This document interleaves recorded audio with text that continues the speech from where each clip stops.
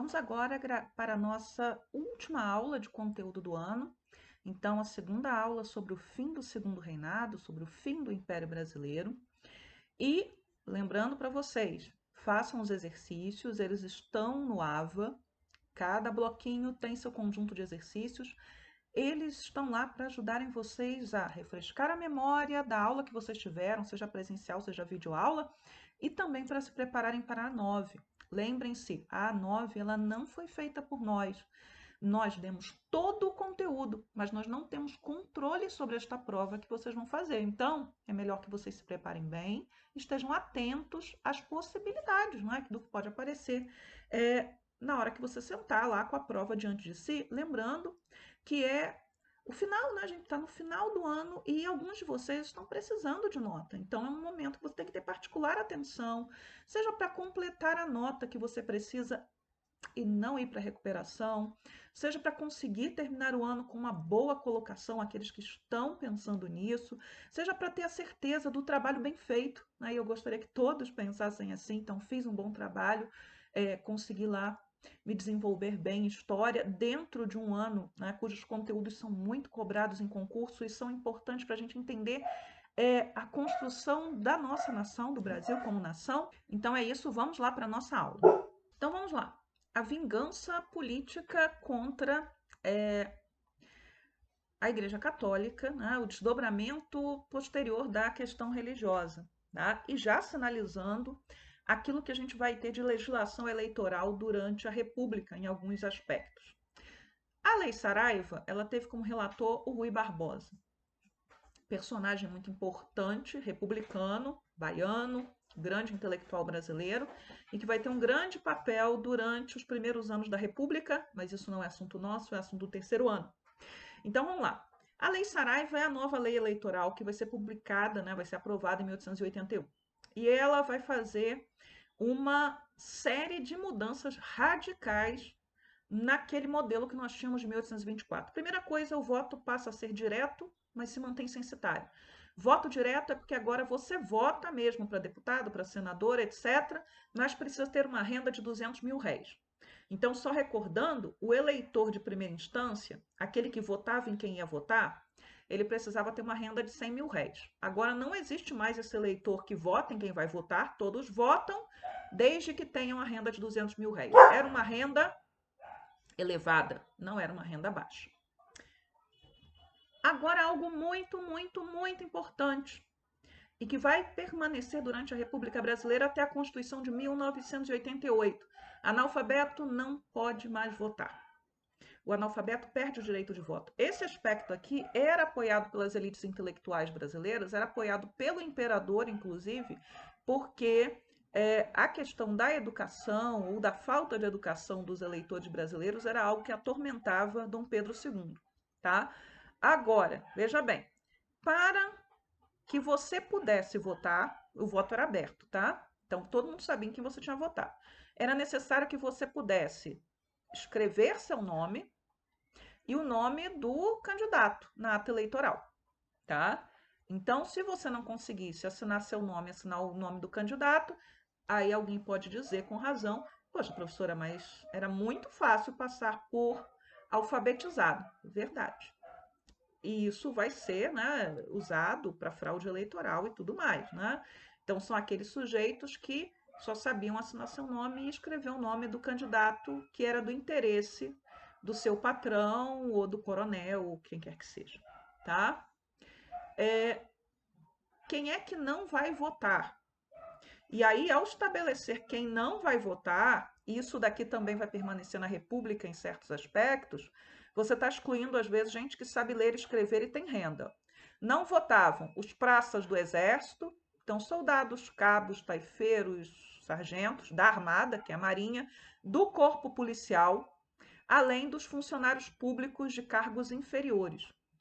Então, você está excluindo gente que sabia ler e escrever, mas por estar em situação subalterna, de obediência, não podia votar.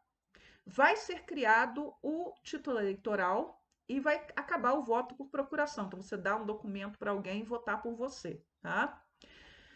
não vai acontecer nenhuma ampliação do quadro de eleitores, muito pelo contrário, você vai reduzir muito o número de pessoas que podiam votar, você vai elitizar o voto. Então, antes da reforma eleitoral, se estima que você tivesse no Brasil 1.114.066 eleitores, os que tinham votado nas eleições anteriores. Depois da reforma, o número de eleitores, ou seja, de homens aptos a votar, representava somente 1,5% da população total. Aí alguém me pergunta: cadê a vingança contra a Igreja Católica? Chegaremos lá. Aqui, 2 títulos eleitorais, para vocês verem como não havia um padrão. Então, um título é de São Paulo e o outro título é de Pernambuco. Então, eles tinham modelos diferentes e não necessariamente havia uma padronização. Em que a Igreja Católica ela foi atingida aqui? Bem, antes, para que você pudesse ser candidato, você tinha que ser católico, né? Agora você não precisa mais, não. Então, você não precisava mais ser católico para poder ser deputado, ser senador, para poder ser eleitor de segunda instância, isso tinha acabado. Então, a necessidade de ser católico caía por terra. Então, você vai poder, por exemplo, votar sem ser católico e ser eleito sem ser católico. Então, você rompe aí esse monopólio da Igreja Católica. A lei Saraiva, ela vai criar uma situação curiosa também. Ela vai estabelecer que todos aqueles que tinham diploma superior podiam votar. Em 1872, as faculdades tinham se aberto para as mulheres. Então, havia algumas mulheres que tinham diploma superior. Então, se a lei não estabelece que o voto é masculino, porque não estabelecia, como a Constituição de 1822 não estabelecia, como a Constituição Republicana de 1891 também não estabelecia, que só os homens podiam votar, algumas mulheres que tinham, né, o seu diploma de nível superior, que valia mais do que a renda, nesse caso, a renda caía por terra, bastava ter o diploma de nível superior, elas vão entrar com solicitação de título eleitoral. Então, uma mulher, em particular, uma dentista baiana chamada Isabel de Matos Gilon, que morava no Rio Grande do Sul, ela vai brigar na justiça em 1885 e ela consegue, em 1887, seu título eleitoral. Segundo ela disse em entrevista, ela chegou a votar no Rio Grande do Sul, nas eleições locais, que ela residia lá. Porém, veio a República e ela não pôde votar para as eleições superiores e nenhuma mulher pôde votar regularmente no Brasil até, né, que o direito de voto lhes foi concedido em 1932 e as primeiras mulheres puderam votar em 1934, tá? Mas é assunto do ano que vem. De qualquer maneira, veja agora, a Igreja Católica não tem mais o monopólio da Câmara e do Senado, nem que seja nominal, porque você não precisa mais ser católico para estar lá sendo candidato. E você pode votar se tiver nível superior, independentemente da sua renda. Ainda assim, a Lei Saraiva ela é uma lei que torna o voto no Brasil ainda mais elitizado e que vai continuar valendo boa parte do que está aqui, boa parte, quando a gente entrar na República, tá? A questão dos positivistas, só refrescando a memória de vocês, né? Então, positivismo é uma doutrina filosófica que vai ter, né, implicações políticas e que vai defender, como filha do iluminismo, o método científico, a educação e relações éticas e igualitárias para se atingir a ordem e o progresso. Ordem e progresso é o lema que vai estar na nossa bandeira republicana. O grande expoente do positivismo, pai do positivismo e também, né, um dos pais da sociologia, é o Auguste Comte, e ele vai procurar criar, né, uma religião racional orientada, né, pela razão, pensando aí no iluminismo, que possibilitasse o progresso social e tecnológico e científico da humanidade. Os positivistas, eles eram evolucionistas. Os positivistas, eles não eram necessariamente democratas, porque eles acreditavam que o governo deveria estar na mão dos mais aptos. E quando você diz que deve estar na mão dos mais aptos, isso também descarta a monarquia, porque a monarquia se caracteriza pela hereditariedade, sem questionar de forma nenhuma, né, o direito do primogênito em assumir o trono. Então, as ideias positivistas, elas vão ter forte influência no meio militar brasileiro depois da Guerra do Paraguai, porque muitos professores, principalmente das escolas de oficiais, em especial a escola da Praia Vermelha, que era onde se formavam os oficiais do Exército, e era muito menos caro ser oficial do Exército do que ser oficial da Armada. Então, por isso, você tem dentro do meio, né, dentro do Exército, a presença de moços das camadas médias urbanas, moços, né, das camadas até trabalhadoras, e que os pais se esforçaram para que esses jovens pudessem chegar lá, dos meios, né, rurais, das famílias, né, de coronéis, de fazendeiros já meio falidas e combalidas, de regiões menos centrais do Império, como o Nordeste brasileiro, o Norte ou o Rio Grande do Sul, que vão estar presentes aí nos quadros do Exército. E as ideias positivistas, elas também têm muito eco dentro do Partido Republicano Brasileiro.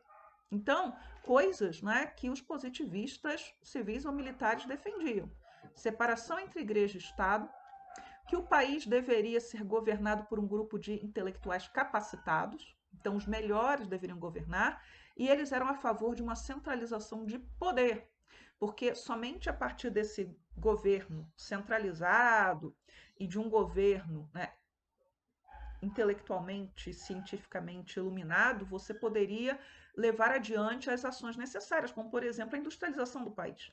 Os positivistas eram a favor da indústria, eram a favor da massificação da educação, de uma série de questões que não necessariamente estavam aí na ordem do dia das elites mais tradicionais políticas brasileiras. Tá? E o apostolado positivista do Brasil, e aqui no Brasil o positivismo vai ganhar tons de religião, existe a igreja positivista, tem a sede está lá na Tijuca, mas tem em Porto Alegre também, etc., vai ajudar, inclusive, nessa organização do Exército Brasileiro pós-Guerra do Paraguai, né, no pensamento do Exército Brasileiro.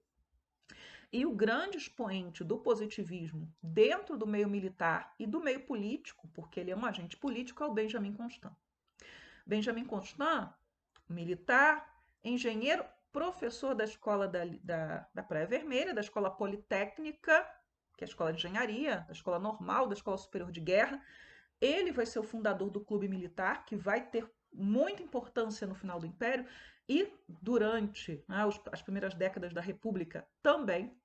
Depois, na República, ele vai ser ministro da Guerra, ministro da Instrução Pública, que seria o ministro da Educação, e vai ser um dos sujeitos que vão fundamentar a ideia do recrutamento militar obrigatório, porque ele defendia a ideia, que é uma ideia que vem lá de trás da Revolução Francesa, etc., de que do soldado cidadão, tá? O Benjamin Constant, ele vai estar envolvido diretamente na questão militar, que a gente vai falar agora. Ele vai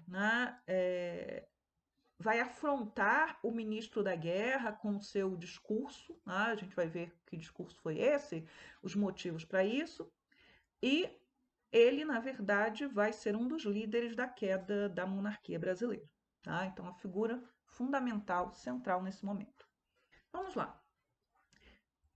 Entrando agora na questão militar, 1884, 1887, a República virá em 1889. Então, desde a década de 1850, né, aconteceram uma série de reformas no meio militar, principalmente no exército, nesse caso, eliminando uma série de barreiras para que pessoas que não fossem, né, não tivessem origens na nobreza, pudessem ascender no meio militar. Tá? Houve também um aumento considerável do soldo. Essas mudanças no exército fizeram com que membros das elites preferissem a marinha. A armada não se reformou, a armada permaneceu muito elitista. E essas mudanças possibilitaram aquilo que eu falei há algum tempinho atrás na aula, né? Se aqueles que são mais ricos, né, que têm origens nobres ou mais tradicionais, se retiram, eles abrem caminho para que sujeitos esforçados das camadas médias urbanas, filhos de pequenos funcionários públicos, de fazendeiros empobrecidos, consigam ocupar esses espaços. Era muito mais caro se tornar oficial da Armada ou cursar direito, medicina ou engenharia à época. Era muito menos caro ir para a escola da Praia Vermelha ou outra academia militar, onde o sujeito receberia, naquele momento, é verdade, é preciso estabelecer isso, uma das melhores educações que você poderia ter acesso no Brasil. E quando eu falo melhores educações que você poderia ter acesso no Brasil, não pense que eu estou rebaixando, eu estou dizendo que estava ali, no alto.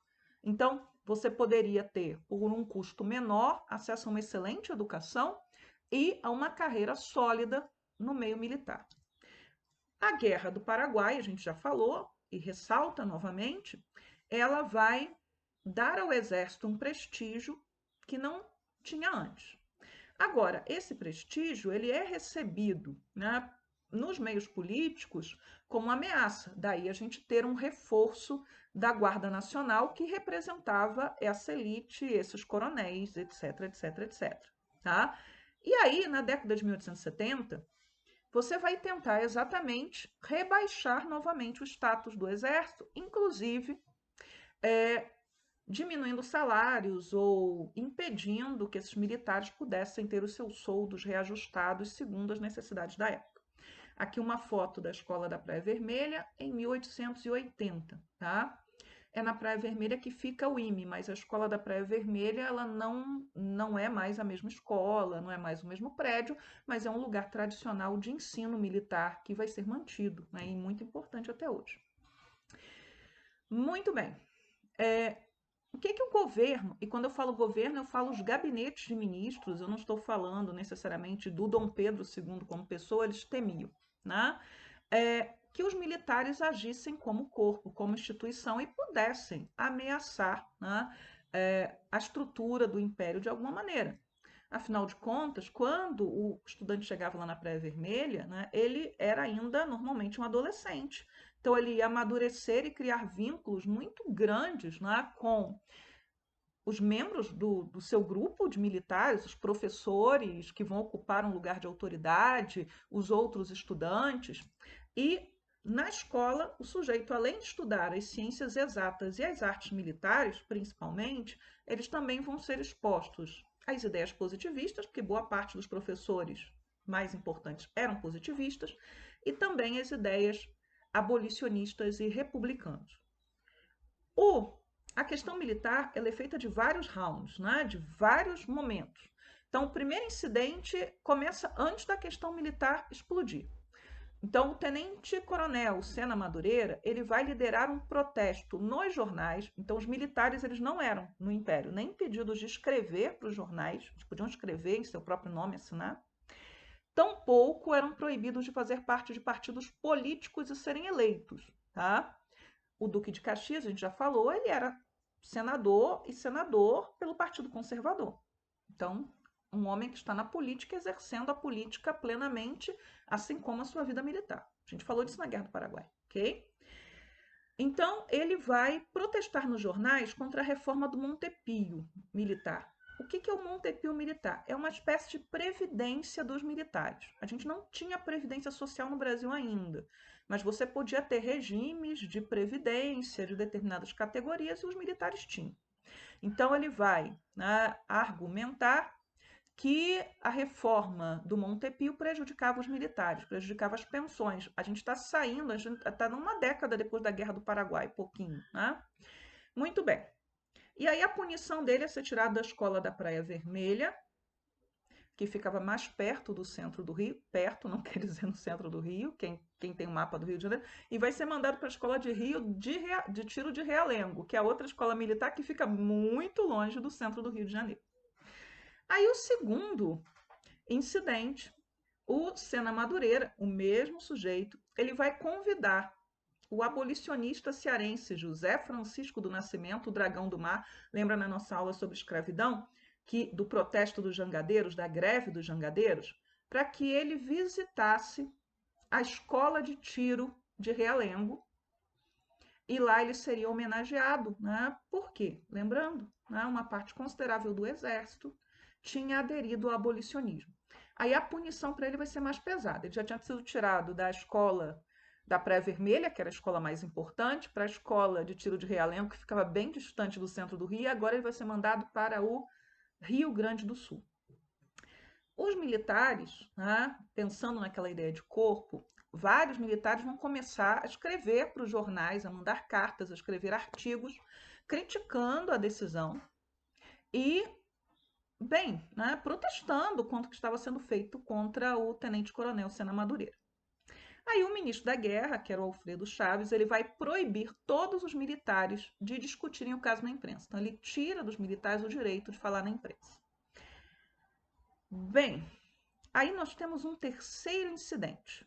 Então o coronel Cunha Matos vai denunciar o comandante do quartel, né, onde ele estava, em 1885, de corrupção.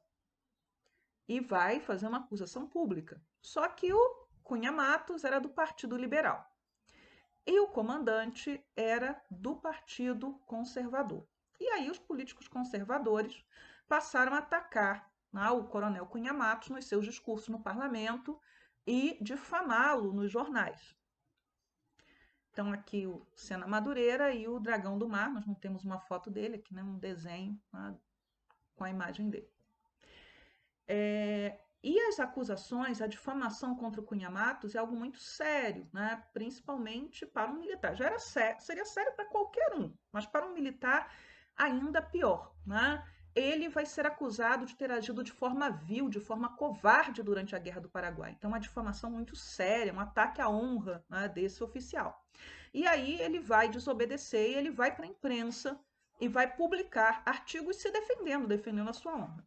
E aí o ministro da Guerra manda prender o coronel Cunha Matos e vai advertir todos os militares de que eles não podiam se manifestar pela imprensa sem autorização prévia.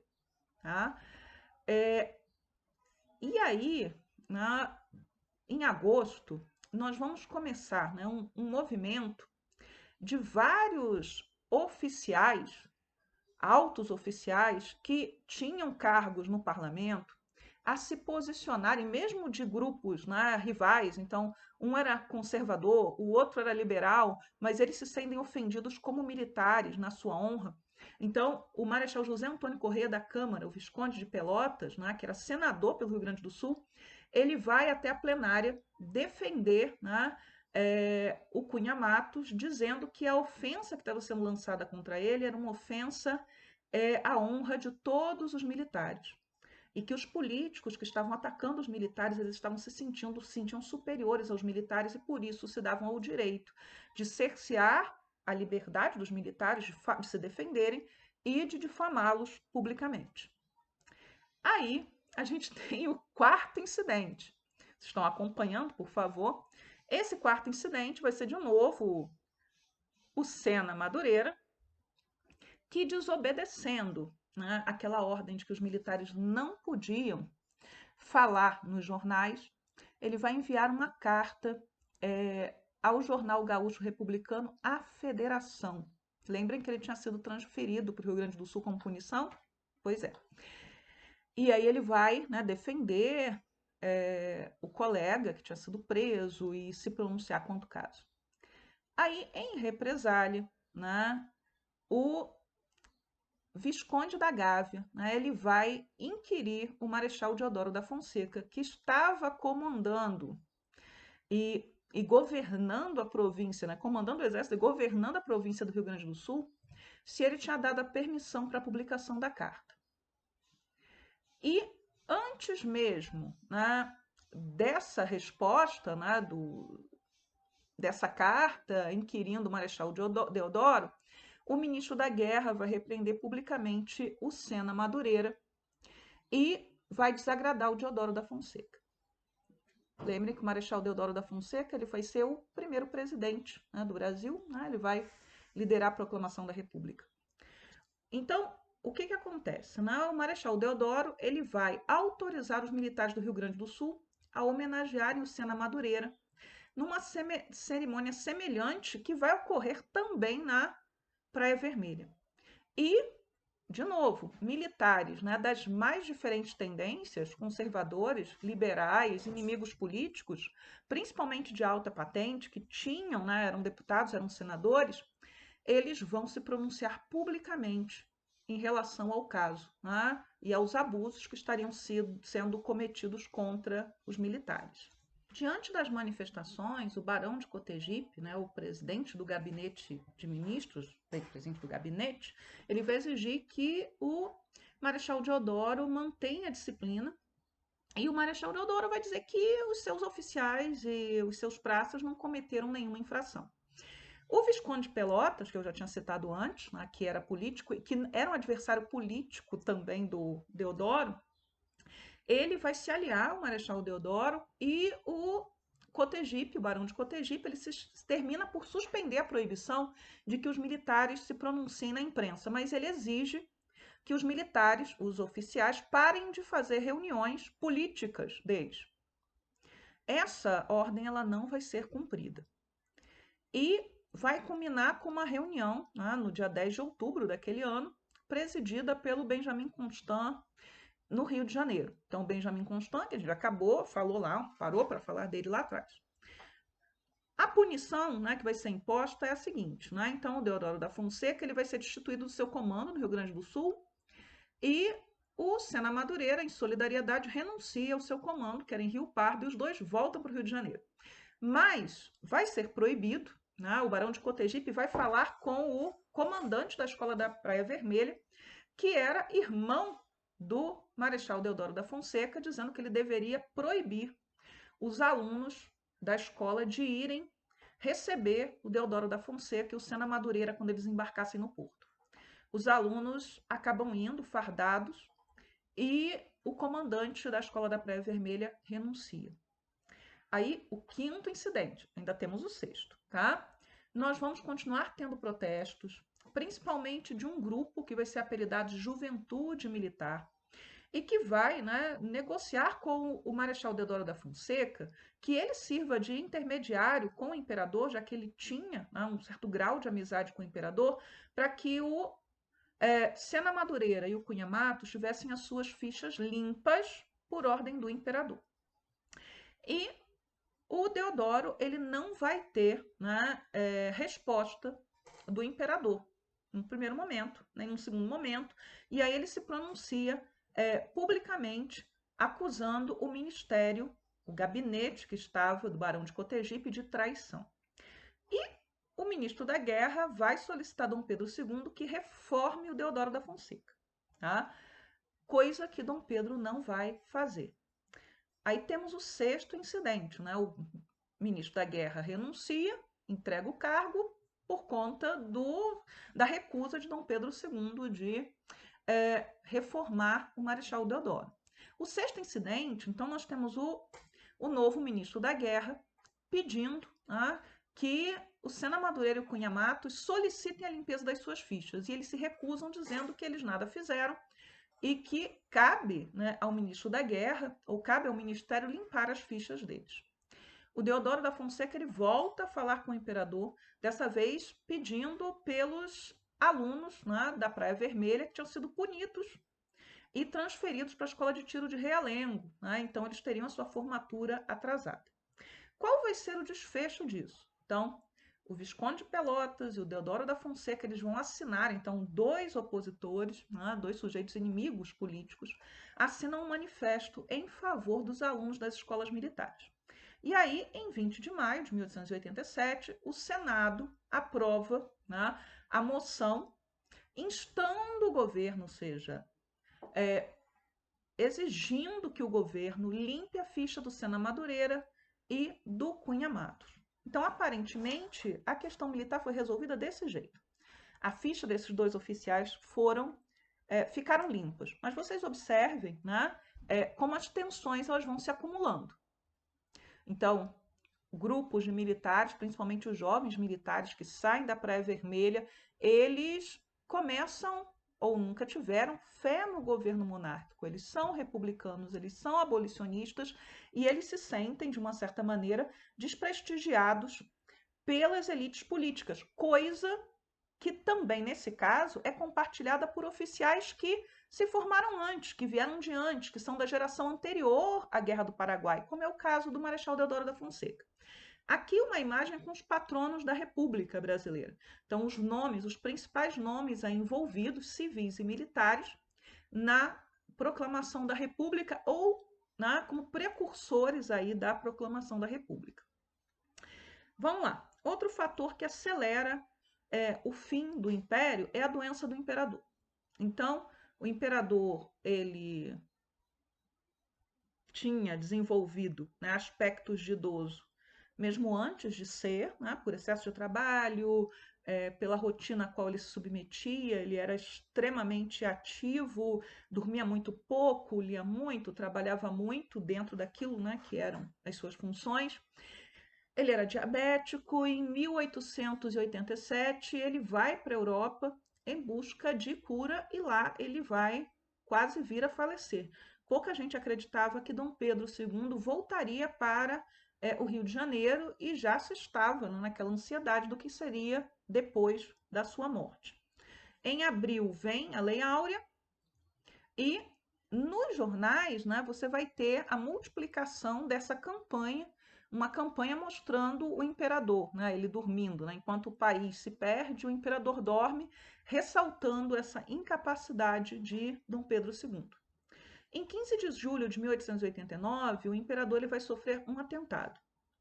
Ele não vai ser ferido. O agressor, né, o atirador, tinha sido um jovem português de 20 anos, um imigrante.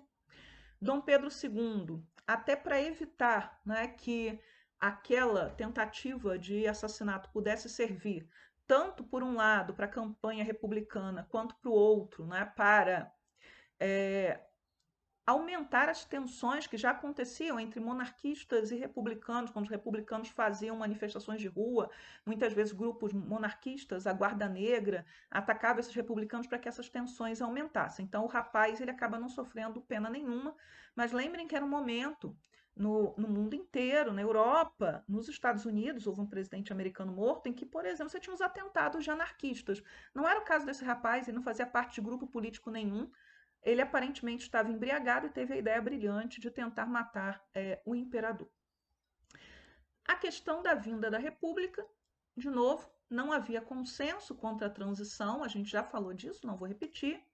Os republicanos brasileiros eles admiravam particularmente dois países, os Estados Unidos, que era o modelo máximo, e a Argentina, né, que depois de décadas, né, de turbulência política, tinha se estabilizado e tinha virado um símbolo, né, de progresso social e econômico aqui na América do Sul. Então, a Argentina, nesse momento, estava muito bem. Tá? A Lei Áurea ela vai derrubar o último pilar de apoio da monarquia. Então, o exército, em sua maioria, já não apoia a monarquia. A Igreja Católica, depois da questão religiosa, estava num tanto faz como tanto fez, né, no final das contas, e elementos católicos, alguns deles vão aderir ao movimento republicano por conta da questão da atitude de Dom Pedro II na questão religiosa, e nós vamos ter, né, o terceiro pilar, que é o dos latifundiários sendo derrubado com a Lei Áurea. Tá? Então, as ideias republicanas elas se multiplicam, e principalmente em meios que tinham condições, né, de fazer o que foi feito, foi a derrubada do governo. E aí, voltemos de novo para o Marechal Deodoro da Fonseca. Depois da questão militar, ele recebe um novo comando, ele é mandado para o Mato Grosso. Ir para o Mato Grosso naquele momento, né, era como um exílio. Tá? Então, ele foi mandado para o posto mais distante possível, um posto importante sem dúvida nenhuma, mas muito distante do centro político, muito distante do Rio de Janeiro. E ele vai permanecer lá até, né, até 1889, meados de 1889, quando ele retorna, né, porque o Cunha Matos, aquele da questão militar, ele acaba sendo nomeado como presidente da província do Mato Grosso. E como ele precisava receber ordens do presidente da província, e ele era um marechal, ele não podia receber ordens de um coronel, e ele volta para o Rio. E no Rio, né, ele estava com a sua saúde debilitada, mas ainda assim ele vai participar de uma série de reuniões com civis e militares. E nós tínhamos essa agitação política e uma série de boatos, né, que acusavam o Visconde de Ouro Preto, que era o presidente do gabinete, de querer fortalecer a Guarda Nacional e a Marinha, né, e mandar prender o Deodoro da Fonseca, o Benjamin Constant, fechar o clube militar, enfim, né, que o exército estava ameaçado. E esses boatos, né, eles foram espalhados aí pelo Rio de Janeiro, principalmente pelos centros nervosos do Rio, como a Rua do Ouvidor, que era a rua mais chique do Rio de Janeiro, do comércio chique, né, do comércio elegante. Aqui são tweets do Laurentino Gomes contando lá, ele tem um livro, 1889, contando como, né, um oficial saiu espalhando, né, ele faz uma comparação com o que acontece no Twitter, no WhatsApp, no Telegram, ele não cita o Telegram, mas poderemos incluir também, em que, né, o Major Solon Ribeiro, que depois vai ser lá parente por casamento do Euclides da Cunha, né, o sogro do Euclides da Cunha, ele saiu espalhando na Rua do Ouvidor essa história de que o Benjamin Constant e o Deodoro da Fonseca eles seriam presos, né, causando aí um grau de ansiedade. Então, diante dessas reuniões, desses boatos, né, de prisão, de fortalecimento da Guarda Nacional, etc., nós vamos ter a proclamação da República em 1889. A proclamação da República ela é um golpe de Estado, ainda que, lembrando que eu mesma disse aqui na aula, né, o fim da monarquia no Brasil eram favas contadas, a questão era como ela viria. Tá? E ela veio antes da morte de Dom Pedro II. Onde estava Dom Pedro II quando se proclamou a República? Estava em Petrópolis, no seu Palácio de Verão. Ele foi surpreendido, né, pela ordem para descer para o Rio de Janeiro quando estava saindo da missa. A imperatriz disse, a imperatriz ela percebeu o que estava acontecendo antes do imperador, ela queria mandar buscar as suas joias e tudo mais, e Dom Pedro II disse que não, vamos descer, né, vamos voltar para a corte, acreditando que era questão de reorganizar um novo gabinete e satisfazer as demandas que eram possíveis de serem satisfeitas.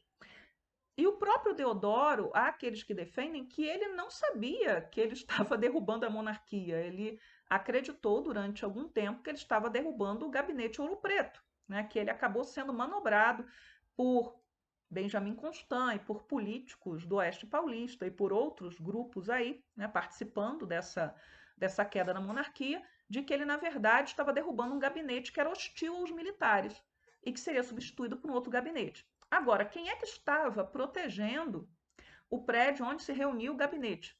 Era o Floriano Peixoto. Floriano Peixoto, que está aqui, ó, que vai ser o nosso segundo presidente, este sim era um republicano. O Deodoro não era um republicano. Né? O Deodoro ele acaba sendo arrastado pelos acontecimentos, mas o Floriano Peixoto, o Marechal Floriano Peixoto, era republicano e ele recebe a ordem de atirar contra aqueles que estão chegando com a ordem de que o gabinete não tem mais poder. E ele se recusa a cumprir essa ordem, dizendo que brasileiros não atiravam em brasileiros, que ele não estava na Guerra do Paraguai atirando contra o inimigo, né, que atiraria de volta. Né? Então, o Floriano Peixoto, assim como Benjamin Constant, eram elementos republicanos. O Deodoro da Fonseca ele acaba sendo arrastado. E o povo, né, a massa popular? E aí a gente tem uma frase, né, que são na imprensa, do Aristides Lobo: o povo assistiu bestializado à proclamação da República. Não foi um movimento popular. Tá? E a família imperial ela acabou sendo expulsa do Brasil e ela foi obrigada a partir durante a madrugada do dia 17 de novembro, então 3 horas da manhã. Queriam que o imperador, princesa Isabel, etc., partissem e deixassem os meninos, a princesa Isabel deixasse os filhos aqui, ela se recusa. E essa partida durante a madrugada, ela foi feita exatamente para evitar comoção popular, para evitar reações da Guarda Negra, né, que vai ser reprimida depois, impedir, enfim, né, que a população pudesse, o povo comum pudesse se manifestar de alguma forma.